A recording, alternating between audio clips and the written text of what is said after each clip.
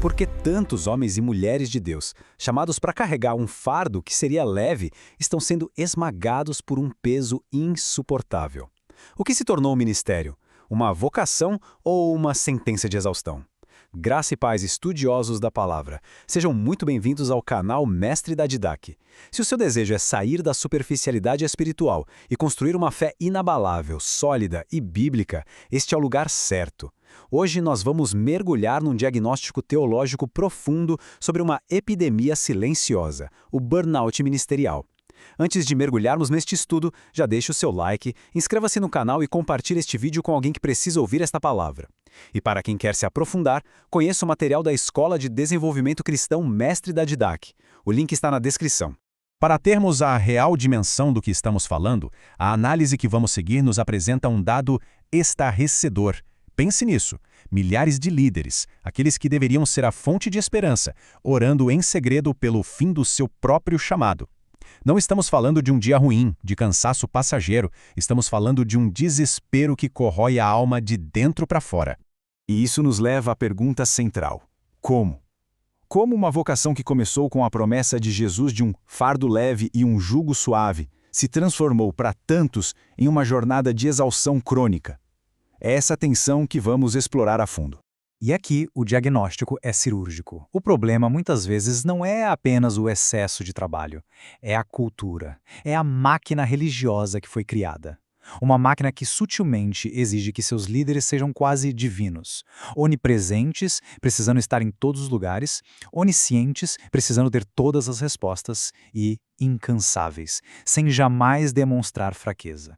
Para que isso não fique apenas na teoria, a análise nos convida a abrir as Escrituras e olhar para um estudo de caso, talvez o arquétipo mais poderoso do líder espiritual esgotado, o profeta Elias.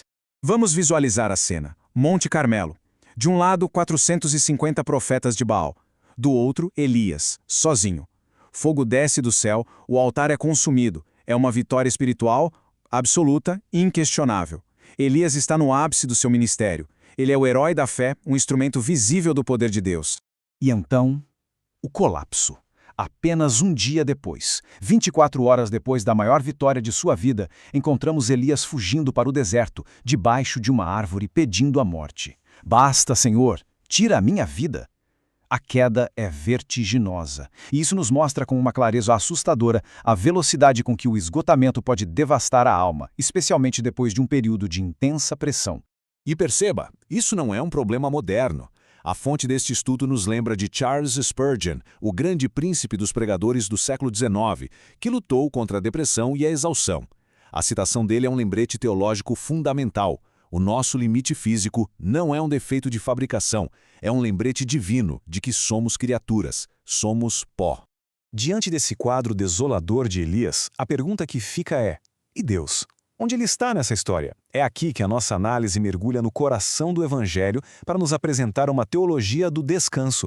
E a resposta de Deus é, para muitos, chocante. É totalmente contraintuitiva para a nossa mentalidade hiperespiritualizada. Deus não envia um anjo com um novo sermão de 5 pontos para Elias. Ele envia um anjo com pão e água. E a ordem divina é: coma e durma. A primeira cura para a alma esgotada do profeta não foi uma intervenção espiritual, mas física. Isso nos leva à raiz de tudo. A palavra hebraica para sábado, Shabá, não significa primariamente ir ao culto ou ler a Bíblia. O significado literal, a essência do mandamento é parar, cessar, interromper.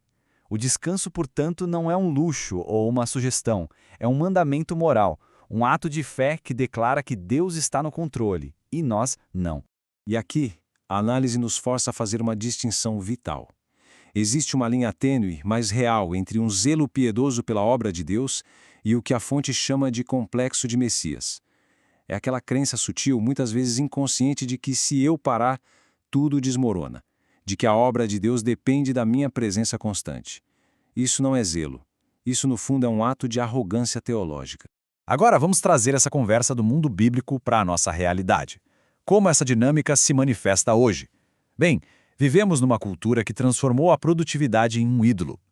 E antes de continuarmos, se este estudo está falando com seu coração, reforce o seu apoio. Se ainda não se inscreveu, faça isso agora. Seu engajamento nos ajuda a levar essa mensagem mais longe. A análise que seguimos cita um filósofo contemporâneo, Byung-Chul Han, que cunhou um termo perfeito para nossa era: a sociedade do cansaço. É uma sociedade onde a agenda lotada virou sinônimo de importância, e a exaustão se tornou uma espécie de troféu, uma medalha de honra. E a tragédia é que a igreja, muitas vezes, importou essa heresia corporativa para dentro dos seus muros. Mas, como sempre, o antídoto para as heresias do nosso tempo está no exemplo do próprio Mestre. Em meio às multidões, à pressão, às demandas incessantes do ministério, qual é a ordem de Jesus aos seus discípulos? Vinde à parte, a um lugar deserto, e repousai um pouco. O descanso para Jesus não era um sinal de fraqueza, era uma disciplina espiritual, uma parte essencial do ritmo do reino. Muito bem. Nós já fizemos o diagnóstico. Vimos o caso bíblico, a raiz teológica e o problema cultural. Agora, a pergunta de $1 milhão. Como saímos disso? A análise nos oferece um mapa prático, teológico e profundamente libertador para a cura. As soluções propostas são profundamente práticas. Primeiro, um sábado inegociável. Um período de 24 horas para se desconectar, para lembrar que a nossa identidade primária não é pastor ou líder, mas filho amado de Deus. Segundo, a teologia da delegação. Entender que o corpo de Cristo tem muitos membros e que ninguém foi chamado para carregar o peso sozinho. E terceiro, cuidar do corpo. Reconhecer que, como vimos com Elias, espiritualidade não é desculpa para negligenciar o sono, a alimentação, a saúde mental. Isso nos leva a uma declaração final que redefine toda a discussão. É a tese central deste nosso estudo.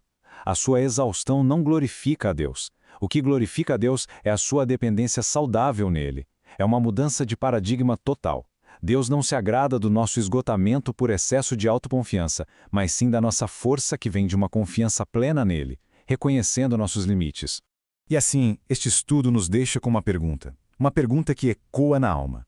Se descansar, se parar, é um ato de fé que declara a soberania de Deus, o que o nosso cansaço crônico, a nossa incapacidade de parar, está realmente dizendo sobre aquilo em que, no fundo, nós cremos.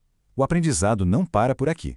Para sair da superfície e se tornar um aluno oficial da nossa Escola de Desenvolvimento Cristão, com acesso a cursos e trilhas completas, o link está na descrição. Não saia deste vídeo sem deixar o seu like, se inscrever no canal e compartilhar este estudo. Que a maravilhosa graça de Cristo, o amor de Deus Pai e as consolações do Espírito Santo guardem a sua mente e o seu coração. Edifique sua vida com propósito. Até o nosso próximo encontro.